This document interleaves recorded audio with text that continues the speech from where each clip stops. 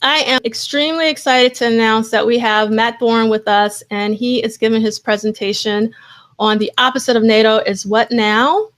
How seriously should we take Princess of Rainbow Children 20 years on? Thank you, D'Angelo. I'm really delighted to be here, and those two presentations were absolutely amazing, so I hope I can follow up to that.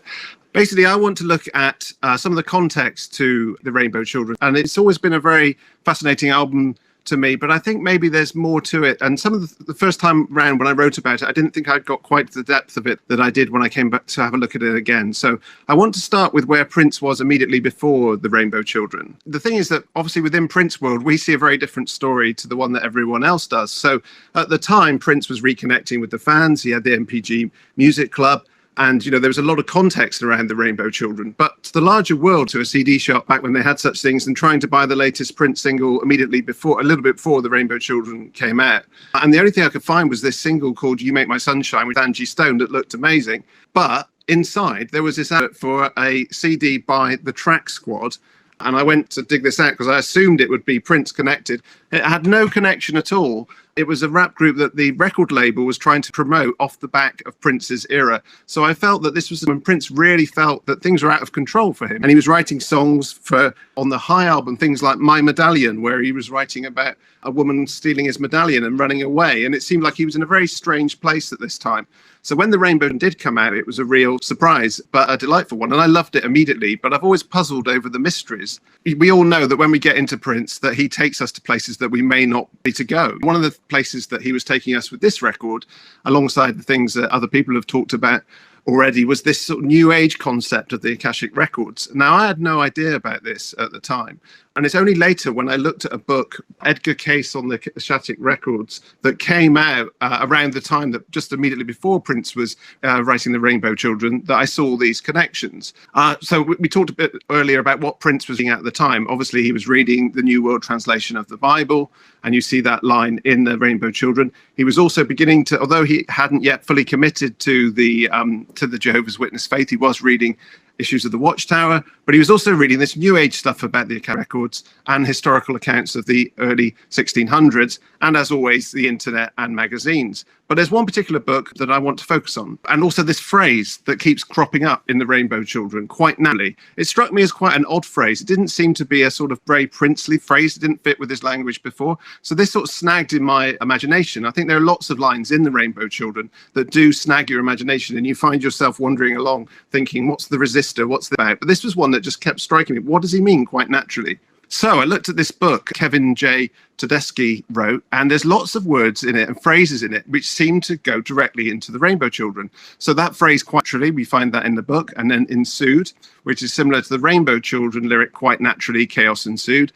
You have been chosen as one to head up this work. There's a line in the book that says that, and there's also, of course, the lyric, I'm willing to do the work, tell me now, what about you? And then some of the more unusual and complicated phrases, and the idea of an invisible deed. I've always wondered what the invisible deed meant. So looking at this book and seeing the difference between a thought and a deed, and the notion of finding and lecturing to an invisible audience, I wondered whether these were combined in the Digital Garden lyric, obliged with an invisible deed. And then there are some of these phrases are less connected to the Rainbow Children, but just have a kind of princely feel. Then suddenly he rushed to me with his little face radiant, said, brother, which seems similar to the Wedding Feast lyric, brother, dear brother, I came as quickly as I could. And then there are some other phrases here that seem to fit into later Prince music. We know that he had a song called Cause and Effect, and that was a big phrase that he would use a lot on stage. And there's a line, the earth is literally cause and effect classroom. Music should be the life-giving flow, the interpretation of the emotions, physical, mental, of the body. And then the line, the selection by an entity of a time, place, race, color, and sex, which seems to fit with some of the lines in Family. And then the really interesting thing for me about the Akashic records and the connection with the Rainbow Children is that there is also a connection with Thomas Jefferson. Now, obviously, I know there's a reason for why Prince mentions Thomas Jefferson in the record, but also this sort of seems significant because he did seem to come out of, I mean, obviously it didn't come out of nowhere, it has an obvious context, but it seems to have this extra context when you look at it in relation to the Akashic records. So he gave, Edgar Cayce gave a life reading for a baby named Thomas Jefferson, who was the nephew of his secretary. And he believed that the baby was a reincarnation of Thomas Jefferson. Now, obviously, as I say, Prince had historical motivations for using Thomas Jefferson in the Rainbow Children narrative, but it seems to give more meaning to this line. We found this tape in the Akashic records, this Thomas Jefferson. So obviously, you know, we know it connects to the real Thomas Jefferson, but I thought he must have also been reading around this and seen this, and this must have inspired him in some way. So what is the Rainbow Children really when we think about it? Because we've put it in context already, and coming later on in this talk, obviously some of this has been answered already, but I think it's a really multifaceted record that has lots to it. It is a concept album, that's obvious, but is it also a disguised breakup album? If you look at Maite's book, which I'll talk about in a minute, she talks about being played the record and realizing that, or believing it was a very autobiographical account of what was going on between her and Prince at the time. Is it also a gift to his new wife at the time? You know, he did that with Maite with the Symbol album and seemed to do it again here. Got a friend who's very insistent that he thinks that it's a sci-fi record and connected to Afrofuturism, and yet there aren't really any science fiction concepts on the album apart from the idea of this global computer, which is actually an old idea that he was presenting forward. So it seems to in the present day. Is it satire? There are all those funny references to televisions and Who's papers. So obviously he's making fun of the media at the same time. Is it a coherent record? It seems to be very coherent, but equally there are moments that are hard to follow. I think it's a much more coherent concept album than some of the other ones, but it does have passages and moments like the title, you know, the opposite of Nato is Otan, which obviously we can explain, but do seem like strangely unusual phrases. Is it a record for fans only? That was a you know, a thing at the time, that he was presenting this record to the fans. They got to hear it first. Is it religious instruction? Again, we've heard some great discussion of how it works as that. But ultimately, is it any good? So, and also I just wanted to break down what it is, because it is, you know, it's many things at once. You know, obviously at its most basic level, it is a collection of songs, but it's also a story that begins in England in the 1600s. So it doesn't go into the future, but it does transcend time on things like the Central Ever After and the Everlasting Now. So is Prince asking us to be in several different realities, real and imagined at the same time? Do these places actually exist, or are they just versions of real places? Obviously, there are references to real things that were happening at Paisley Park in the time, things that happened to in his life. So it doesn't seem like it's solely an imagined world. Is it uplifting? Yes, it's really uplifting for some people. Is it depressing? For some people, find it depressing, find it quite a dark message. And ultimately, is it a great artistic success, or is it a limited failure? Which other albums does it most resemble? We talk about the Rainbow Children as if it's an individual record that's very separate from the rest of his oeuvre, but I don't think that's true. Obviously, there's the lyrical connection with Controversy. I think the world building is similar to Around a World in a Day. It's similar to Love Sexy in that it was recorded all in one go, which is unusual. There's not many outtakes. It all seems to fit together as a complete package. It's similar to Love Symbol, as is a concept album, but I also found similarities with the mood of Lotus Flower and MPLS Sound and 2010, and then Artificial Age. I think it also connects to it, and obviously One Night Alone, both the tour and the album. So what happened to Prince immediately before the Rainbow Children?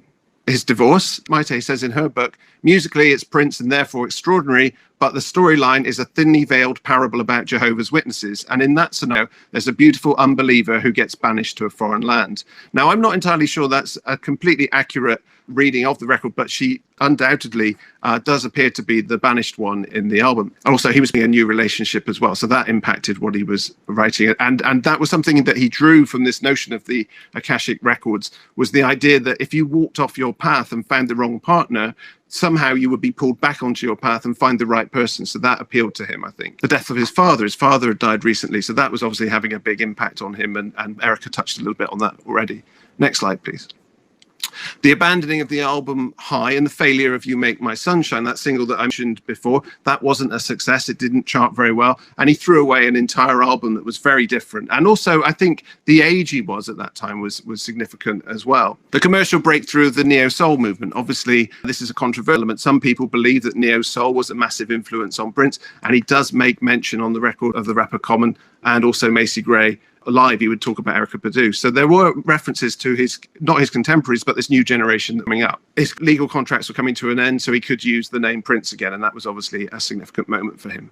And the change in the creative team, he had a new producer and he had a new designer, and I think it's really exciting that the designer and cover artist and the photographer are talking tonight. I mean, I think that makes this a really amazing event alongside everything else. So why might listeners struggle with this album? It's got a new sound, it's got a religious message, it's anti-media lyrics. I mean, somebody who'd courted the media throughout his career was now turning on the media and saying it was worthless. It's a breakup album, so obviously it has angry moments. Some people have seen anti-Semitic lyrics in it, but I think that's arguable. I don't don't necessarily hear that myself. Tone box, people struggle with the idea of him talking in this Darth Vader way to everybody. The depiction of a new relationship between an older man and a younger woman, his insistence on a close relationship between the artist and their fans, the didactic quality of the singing, the fact was now answering questions instead of asking them. When I talked to various people who worked with him throughout his career, they said where they lost faith in Prince sometimes was when he started telling people how to think. And criticism of women. I mean, there's some lines towards the end being quite, he's being quite dismissive of,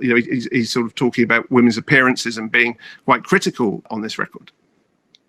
Qualities of this album that single it out. It's a fully realized project. There's not a lot of acts. It's representative of a specific period in Prince's life. It has a unique sound. It's also intended for an older audience. That was an unusual element in what he was doing now, that he was now going to his fans. He wasn't chasing, with the High album, he'd been chasing new trends. He'd now decided to address his fans direct, and the warm sound from the 70s synths that he was using.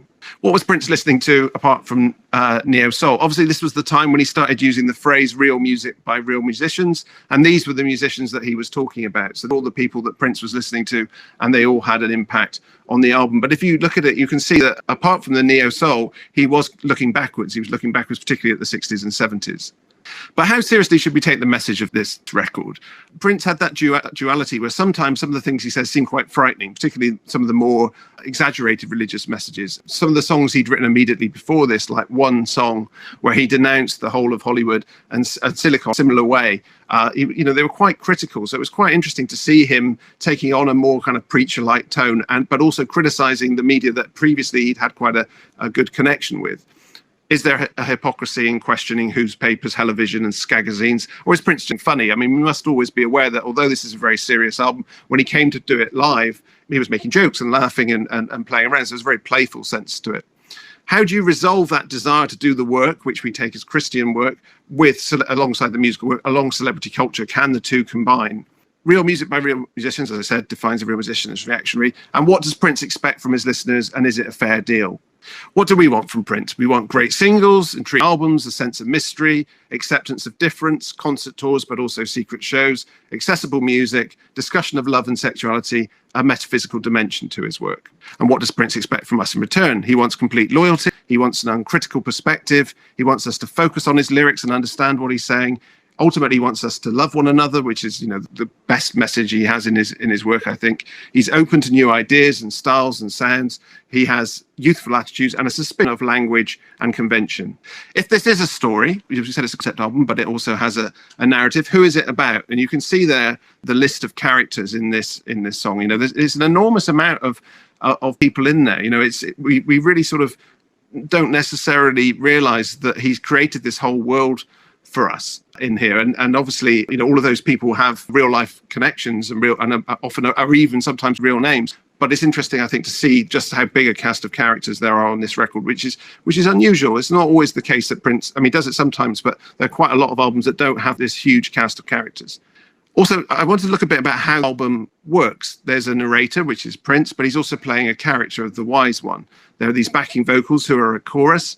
In 3 of the songs, we're told the story by the narrator, and in 2 of the songs, Prince addresses us directly, the listener. In Essential Ever After, he addresses us again. During Mellow, the wise one is talking to a young lover. In 1plus1plus1is3, Prince continues to address the muse, but the banished ones return. Deconstruction is the narrator talking to the listener. Wedding Feast is the wise one's brother, played by Kit Blackshire, and a chorus. She Loves Me For Me is Prince and the wise one addressing the listener. Family names, again, we're being addressed by Prince, and The Everlasting Now and Last December, again, we're being addressed. So for quite a lot of the album, even though there are this huge cast of characters, Prince is addressing us directly. So there's a myth that I feel that this is a straightforwardly religious album. I don't think it's a straightforwardly religious album, and obviously the Akashic Records is not a Jehovah's Witness thing, but it sits alongside Jehovah's Witness elements and the religious elements. So I don't think this is contrary to the things that Erica was saying, but it sits alongside it. Prince loved the idea of records, vaults, interactivity, past lives, the significance of one's actions, the notion you might marry the wrong person but then can correct it. The idea that when bodies wear out, you can get another one. He sings about this on later songs, this idea. And also with his parents dying around that time, that was very significant to him, the idea that our souls may continue. And a way of giving existence existence, especially artistic existence, meaning? Because there he is, Prince, recording in the vault all the time. Obviously, he has the records. The vault is almost like the Akashic records in some ways, but the idea that somebody else is looking at all of this and this is all predestined, I think it was very appealing to him. So a lot of puzzles on the album. What is the egg? First time I listened to it, again, these are the things that nag at you and sit in your head. And one of the things I kept falling over is, what's the egg? And then I realized that it's actually a part of Paisley Park. So there are other puzzles. If you turn the volume way up, you hear him talking to me in track 1, so it was his new producer. What is the invisible deed? What does the opposite of NATO is auton mean? And people have gone back and forth on that, because obviously the French version of NATO literally is auton, but he's not talking about that. People think he's talking about Egyptian god. He would then change the line to monotheism and then me in concert. So it was the idea that religion is the opposite of government, or one god is the opposite of man ruling the world. How offensive is holocide? We mentioned that. What is the theocratic order? Again, Erica did that really well. But then also this notion that, you know, he decided not to swear. So this gives it some really silly lyrics like, we don't give a duck what you got on. How did Prince get the message out with this album? You know, initially he sent it straight to the fans via his music club. It was an entire edition of downloads. He did the Paisley Park shows where he's playing to the fans immediately. The One Night Alone tour that toured West Canada, Europe and Japan. He tried to make a documentary with Kevin Smith, and obviously Kevin Smith made a mess of it. He had a live album box set, which gave everybody the full experience, and he had the fan club as well. So he was trying to get the fans to listen to it. So I wanted to talk about my experience of this just briefly. When he was playing the One Night Alone shows in England, he did 3 shows at the Hammersmith Apollo, and he did one after show at a place called the New Marquee that's now closed down. But what was really new about these tours was that he was letting people in for the sound check as well. Obviously, Prince had done that occasionally before, but this was a new thing where it was partly organised with the fan club that you would get in, sit there, listen to the sound check, then the shows, and then go to the after shows. And I think what was really interesting about this particular period is that the sound checks were as interesting as the after shows and as the show itself. And in fact, for me, it was really those sound checks and the main shows that were the significant thing. And actually, the after shows were a little bit disappointing for me compared to some of the other ones. So what was to talk about those sound checks? Why were they different? Well, they were mainly at the fan club. It was the beginning of queuing. Queuing's a very important thing, as every Prince fan knows. They were at short notice. They gave us a version of what Prince was doing at Paisley Park, and it felt like a genuine interaction. Prince was talking to fans, joking, but the music was rougher. It felt like a genuine sound check. He was, he genuinely was responding to and preparing songs for that night ahead. And then finally, I just wanted to talk about the lasting influence on Prince's career. How does the Rainbow Children affect his career from then on? The members of the live band stuck with him. The sound, obviously Renato Neto didn't play on the album, but then he did play keyboards in the band and he sort of, I think, cemented that sound for quite a long period. The lasting jazz influence. Prince opened himself much more up to jazz after this record. The suspicion of media and the desire for control remained with him. His religious beliefs got stronger, and very occasionally he would play Rainbow Children songs, but on the whole they dropped out of the set. But also his physical appearance. I think it was Erica was talking earlier about him wearing a suit. This was something he then did quite a lot from then on, although not always. But this was a sort of watershed in the way he looked. And thank you very much for asking me to participate. This is the first one of these events I've done, and I really, really enjoyed it. It's fantastic. And it seems a really nice way to bring everybody together and carry on talking about Prince.